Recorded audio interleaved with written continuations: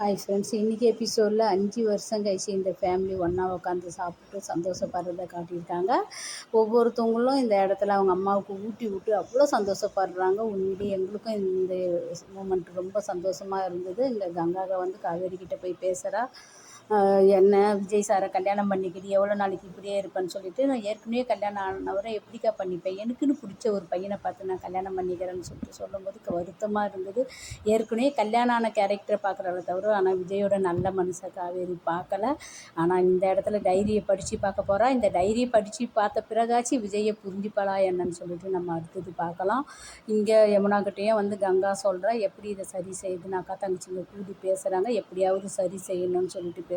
நிவினும் வந்து இன்றைக்கி தாத்தா வீட்டுக்கு போகிறாரு. அங்கே போனதும் தாத்தாவுக்கும் சித்திக்கும் ஒரு குற்ற உணர்வு தான். ஏன்னா இவங்க விஜய காவேரி வாழ்க்கையை பிரிச்சுது அவங்க தானே. நிவினை பார்க்கும்போது அவங்க தலை குனிகிறாங்க.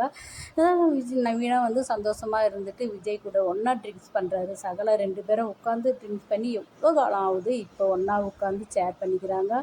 நாங்கள் இந்த வீட்டை விட்டு போகும்போது அவ்வளோ அழையும் கண்ணீருமா போனோம், நீ பிழைக்க மாட்டேன்னு சொல்லிட்டாங்க, காவேரி இந்த நிலைமையில் ஆகிட்டா, நாங்கள் கொடைக்கானலில் ரொம்ப நாள் ஆச்சு மாற. ஒரு நாள் அத்தை திடீர்னு ஃபோன் பண்ணி விஜய் தம்பி உயிரோடு இருக்கிறத எப்போ பார்ப்போம்னு சொல்லிட்டு நான் அவ்வளோ சந்தோஷப்பட்டேன், நம்புறதா வேணாமான்னு கூட நான் யோசித்தேன்னு சொல்லிட்டு நிவின் சொல்லும்போது, நம்ம விஜயம் வந்து நானே போய் கல்யாணம் பண்ணிக்கிறேன்னு காவேரி கேட்டு ஒன்றுமே நடக்கலையே, என்ன பண்ணுறதுன்னு தெரியல நிவின் சொல்கிறாரு. நீங்கள் எப்படின்னு சொல்லும் போது நிவின் சொல்கிறாரு, நீ இது கட்டாய கல்யாணம் பண்ணி வைக்கும்போது எனக்கு கோபம் வந்தது, ஆனால் இப்போ இல்லை, யமுனா எனக்கு ஏற்ற பொண்டாட்டியாக இருக்கிறா, இப்போ நான் ரொம்ப சந்தோஷமாக இருக்கிறேன் யமுனா கூடன்னு சொல்லும்போது உண்மையிலேயே இது சந்தோஷம்தான்.